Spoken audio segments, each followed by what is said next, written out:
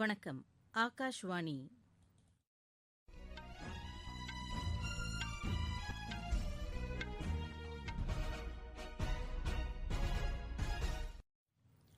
செய்திகள் வாசிப்பவர் ஜமீர் அக்தர். தலைப்புச் செய்திகள். நாட்டில் உள்ள விவசாயிகள் அனைவரும் மத்திய வேளாண் அமைச்சர் திரு நரேந்திர சிங் தோமர் எழுதிய கடிதத்தின் விவரங்களை அறிந்து கொள்ள வேண்டும் என்று பிரதமர் திரு நரேந்திர மோடி கேட்டுக் கொண்டுள்ளார். பிரதமர் திரு நரேந்திர மோடி மத்திய பிரதேச விவசாயிகளிடையே காணொலி காட்சி வாயிலாக இன்று உரையாற்றுகிறார். முப்படைகளுக்கு 28,000 கோடி ரூபாய் மதிப்பீட்டில் தளவாடங்களை கொள்முதல் செய்ய பாதுகாப்பு தளவாட கொள்முதல் குழு ஒப்புதல் அளித்துள்ளது. இலங்கை கடற்படையால் கைது செய்யப்பட்ட தமிழக மீனவர்களை விடுவிப்பதற்கான நடவடிக்கைகள் மேற்கொள்ளப்பட்டு வருவதாக வெளியுறவு அமைச்சகம் தெரிவித்துள்ளது. யோகா விளையாட்டுப் போட்டியாக அங்கீகரிக்கப்படுவதாக மத்திய அரசு அறிவித்துள்ளது. ஐஎஸ்எல் கால்பந்து போட்டியில் ஒடிஷா அணிக்கு எதிரான ஆட்டத்தில் பெங்களூரு அணி 2-1 என்ற கோல் கணக்கில் வெற்றி பெற்றது. இனி விரிவான செய்திகள். நாட்டில் உள்ள விவசாயிகள் அனைவரும் மத்திய வேளாண் அமைச்சர் திரு நரேந்திர சிங் தோமர் எழுதிய கடிதத்தின் விவரங்களை அறிந்து கொள்ள வேண்டும் என்று பிரதமர் திரு நரேந்திர மோடி கேட்டுக் கொண்டுள்ளார். விவசாயிகளுடன் தொடர்ந்து பேச்சுவார்த்தை நடத்த விரும்புவதை எடுத்துரைக்கும் வகையில் மத்திய அமைச்சர் இந்த கடிதத்தை எழுதியிருப்பதாகவும் பிரதமர் தெரிவித்துள்ளார். சிறு குறு விவசாயிகளின் நலனை கருத்தில் கொண்டு வேளாண் சட்டங்கள் இயற்றப்பட்டுள்ளதாகவும் இது தொடர்பாக வேளாண் துறை அமைச்சர் தமது 8 பக்க கடிதத்தில் விரிவாக விளக்கியுள்ளதாகவும் பிரதமர் திரு நரேந்திர மோடி டுவிட்டரில் பதிவிட்டுள்ளார். முன்னதாக விவசாயிகளுக்கு மத்திய வேளாண் துறை அமைச்சர் திரு நரேந்திர சிங் தோமர் எழுதிய கடிதத்தில் விவசாயிகளின் நலனை கருத்தில் கொண்டே இந்த சட்டங்கள் கொண்டுவரப்பட்டுள்ளதாக குறிப்பிட்டுள்ளார். விவசாயிகள் கூடுதல் அதிகாரம் பெறுவதற்கு இது வகை செய்யும் என்றும் அவர் தெரிவித்துள்ளார். வேளாண் துறையின் புதிய அத்தியாயத்திற்கு அடித்தளமாக இந்த சட்டங்கள் திகழும் என்றும் அவர் தெரிவித்துள்ளார். பெரும்பாலான விவசாய சங்கங்கள் இந்த சட்டங்களுக்கு ஆதரவு தெரிவித்துள்ளதாகவும் அவர் கூறியுள்ளார். இந்த சட்டங்கள் மூலம் விவசாயிகள் பயன்பெற தொடங்கியுள்ளதாகவும் அவர் குறிப்பிட்டுள்ளார். இருப்பினும் இது தொடர்பான தவறான தகவல்கள் பரப்பப்படுவதால் அதனை களையும் பொருட்டு இந்த கடிதத்தை எழுதியுள்ளதாகவும் அமைச்சர் கூறியுள்ளார். குறைந்தபட்ச ஆதரவு விலை நடைமுறை தொடரும் என்றும் அவர் திட்டவட்டமாக தெரிவித்துள்ளார்.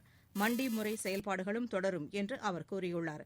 இவற்றை வலுப்படுத்துவதற்கு இந்த சட்டங்கள் உதவிடும் என்றும் திரு நரேந்திர சிங் தோமர் அந்த கடிதத்தில் குறிப்பிட்டுள்ளார்.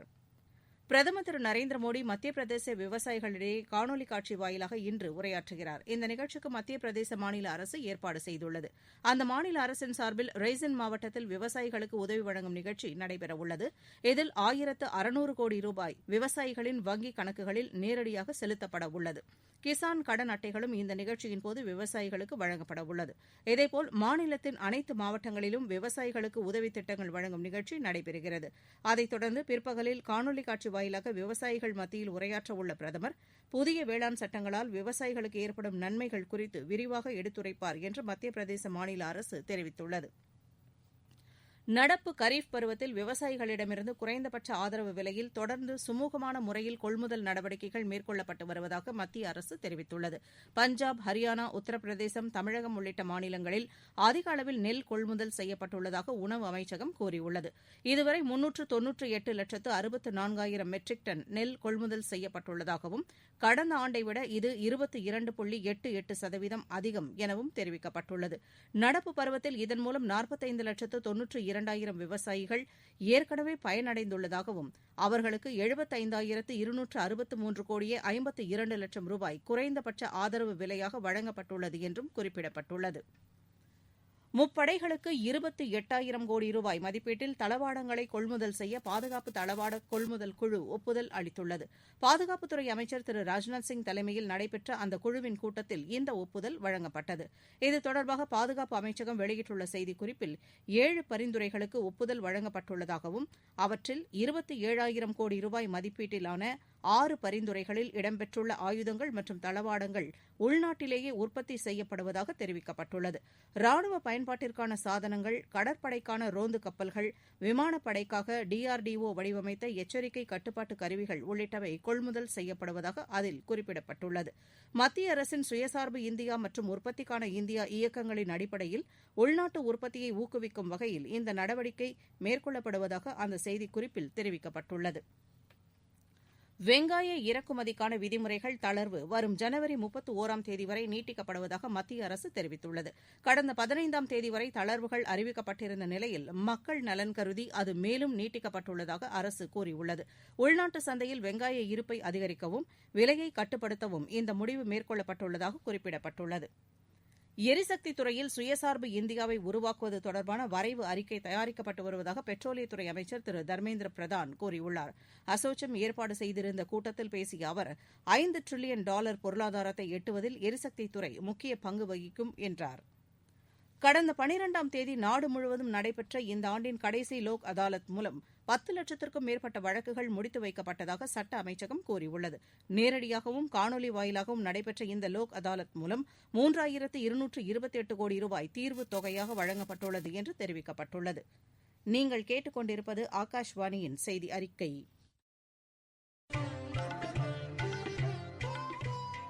கோவிட்-19ற்கு எதிரான போரில் நமக்கான 3 கவசங்கள். முகக்கவசம் அணிவோம், தனிநபர் இடைவெளியை கடைபிடிப்போம், கை மற்றும் முக சுத்தம் பராமரிப்போம். இலங்கை கடற்படையால் கைது செய்யப்பட்ட தமிழக மீனவர்களை விடுவிப்பதற்கான நடவடிக்கைகள் மேற்கொள்ளப்பட்டு வருவதாக வெளியுறவு அமைச்சகம் தெரிவித்துள்ளது. புதுதில்லியில் செய்தியாளர்களிடம் பேசிய வெளியுறவுத்துறை செய்தித் தொடர்பாளர் திரு அனுராக் ஸ்ரீவத்சவா, தமிழக மீனவர்கள் 36 பேரை விடுவிப்பது தொடர்பாகவும் அவர்களது 5 படகுகளை மீட்பது குறித்தும் இலங்கை அரசுடன் மத்திய அரசு தொடர்ந்து தொடர்பில் இருந்து வருவதாக தெரிவித்தார். தூதரக அளவிலான நடவடிக்கைகள் மூலம் மீனவர்களின் விடுதலைக்கான முயற்சி எடுக்கப்படும் என்றும் அவர் கூறினார். வந்தே பாரத் இயக்கம் குறித்து தெரிவித்த திரு அனுராக் ஸ்ரீவத்சவா, தற்போது இந்த இயக்கத்தின் 8வது கட்டம் நடைபெற்று வருவதாக குறிப்பிட்டார். இதுவரை பல்வேறு நாடுகளிலிருந்து மொத்தம் 38,40,000 பேர் தாயகத்திற்கு அழைத்து வரப்பட்டுள்ளதாகவும் இந்த மாதத்தில் மட்டும் 1,30,000 பேர் தாயகம் திரும்பியுள்ளதாகவும் அவர் கூறினார். சுங்கச்சாவடிகளில் GPS மூலம் கட்டணம் வசூலிக்கும் தொழில்நுட்பத்தை அரசு இறுதி செய்துள்ளது என்று மத்திய சாலை போக்குவரத்து மற்றும் நெடுஞ்சாலைத்துறை அமைச்சர் திரு நிதின் கட்கரி கூறியுள்ளார். இந்திய தொழில் வர்த்தக கூட்டமைப்பான அசோச்சம் ஏற்பாடு செய்திருந்த நிகழ்ச்சியில் கலந்து கொண்டு பேசிய அவர், இதன் மூலம் அடுத்த 2 ஆண்டுகளில் நாடு முழுவதும் சுங்கச்சாவடிகளில் கட்டண மையங்கள் இல்லாத நிலை உருவாகும் என்று குறிப்பிட்டார். வாகனங்களின் இயக்கத்தை பொறுத்து வாகன ஓட்டிகளின் வங்கிக் கணக்கிலிருந்து நேரடியாக சுங்க கட்டணம் பெறப்படும் என்று அமைச்சர் தெரிவித்தார். வரும் மார்ச் மாதத்தில் சுங்க கட்டண வசூல் 34,000 கோடி ரூபாயை எட்டும் என்று தெரிவித்த திரு நிதின் கட்கரி, இதில் GPS தொழில்நுட்பத்தை பயன்படுத்துவதன் வாயிலாக அடுத்த 5 ஆண்டுகளில் வருவாய் 1,34,000 கோடி ரூபாயாக அதிகரிக்கும் என்றார். இங்கிலாந்துடனான வர்த்தக உறவை மேலும் வலுப்படுத்துவதை இந்தியா எதிர்நோக்கியுள்ளதாக மத்திய வர்த்தக அமைச்சர் திரு பியூஷ் கோயல் தெரிவித்துள்ளார். இந்திய தொழில் கூட்டமைப்பான CII ஏற்பாடு செய்திருந்த கூட்டத்தில் ஐரோப்பிய யூனியனில் இருந்து இங்கிலாந்து வெளியேறிய பின் இந்தியாவுடனான வர்த்தக உறவு குறித்து விவாதிக்கப்பட்டது. இதில் மத்திய வர்த்தக அமைச்சர் திரு பியூஷ் கோயல் மற்றும் இங்கிலாந்து வர்த்தக அமைச்சர் திரு ட்ரிஸ்லிஸ் ஆகியோர் காணொலி வாயிலாக கலந்து கொண்டனர். இந்த கூட்டத்தில் பேசிய திரு பியூஷ் கோயல், பிரெக்சிட்டுக்கு பின் இரு நாடுகளிடையே தடையில்லா வர்த்தக ஒப்பந்தம் மேற்கொள்ளப்படுவதற்கான பணிகள் நடைபெற்று வருவதாக குறிப்பிட்டார். கல்வி, சுகாதாரம், சுற்றுச்சூழல் உட்பட பல துறைகளில் இரு நாடுகளும் மேலும் ஒத்துழைப்பை அதிகரிக்க ஒப்புக் கொண்டுள்ளதாக அவர் கூறினார். இந்திய பாரம்பரிய நிறுவனம் அமைக்கும் திட்டப் பணிகளை மத்திய கலாச்சாரத்துறை அமைச்சர் திரு பிரகலாத் சிங் பட்டேல் ஆய்வு செய்தார். புதுதில்லியில் நடைபெற்ற இந்திய அருங்காட்சியகங்கள் சங்கத்தின் கூட்டத்திற்கு அமைச்சர் தலைமை வகித்தார். புதிதாக பாரம்பரிய நிறுவனத்தை அமைப்பது குறித்த தங்களது ஆலோசனைகளை 15 நாட்களுக்குள் உறுப்பினர்கள் தெரிவிக்குமாறு கூட்டத்தில் கேட்டுக் கொள்ளப்பட்டது. யோகாவை விளையாட்டுப் போட்டியாக அரசு முறையாக அங்கீகரித்திருப்பதாக மத்திய ஆயுஷ் அமைச்சகமும் விளையாட்டு அமைச்சகமும் அறிவித்துள்ளன. ஆயுஷ் துறை இணையமைச்சர் திரு ஸ்ரீபத் நாயக் மற்றும் விளையாட்டுத்துறை அமைச்சர் திரு கிரண் ரிஜிஜூ ஆகியோர் புதுதில்லியில் நடைபெற்ற செய்தியாளர் சந்திப்பில் இதனை தெரிவித்தனர். இதுகுறித்து கருத்து தெரிவித்த திரு ஸ்ரீபத் நாயக், யோகாசனத்தை விளையாட்டுப் போட்டியாக அரசு அங்கீகரித்திருப்பதன் மூலம் யோகா உலகம் முழுவதும் சென்றடையும் என்றார். 4 ஆண்டுகள் மேற்கொள்ளப்பட்ட விரிவான ஆலோசனைக்கு பின்னர் இந்த முடிவு எடுக்கப்பட்டுள்ளதாகவும் அனைவரும் நிறைவான வாழ்வை பெற யோகா முக்கிய பங்காற்றும் என்றும் குறிப்பிட்டார்.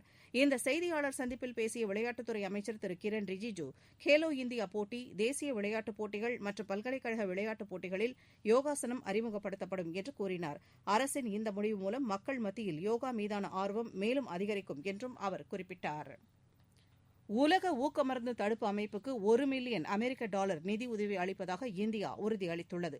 உலக ஊக்கமருந்து தடுப்பு அமைப்பின் தலைவர் திரு விடோல்ட் பங்காவுக்கு மத்திய விளையாட்டுத்துறை அமைச்சர் திரு கிரண் ரிஜிஜூ எழுதியுள்ள கடிதத்தில் அந்த அமைப்பின் ஆராய்ச்சி மற்றும் மேம்பாட்டுப் பணிக்கு இந்தியா நிதியுதவி அளிக்கும் என்று கூறியுள்ளார். இதற்காக இந்தியாவுக்கு திரு வினோத் பங்கா நன்றி தெரிவித்துள்ளார். கோவாவில் நடைபெற்று வரும் ISL கால்பந்து போட்டியில் பெங்களூரு அணி 2-1 என்ற கோல் கணக்கில் ஒடிஷா அணியை வென்றது.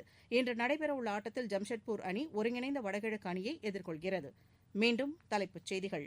நாட்டில் உள்ள விவசாயிகள் அனைவரும் மத்திய வேளாண் அமைச்சர் திரு நரேந்திர சிங் தோமர் எழுதிய கடிதத்தின் விவரங்களை அறிந்து கொள்ள வேண்டும் என்று பிரதமர் திரு நரேந்திர மோடி கேட்டுக் கொண்டுள்ளார்.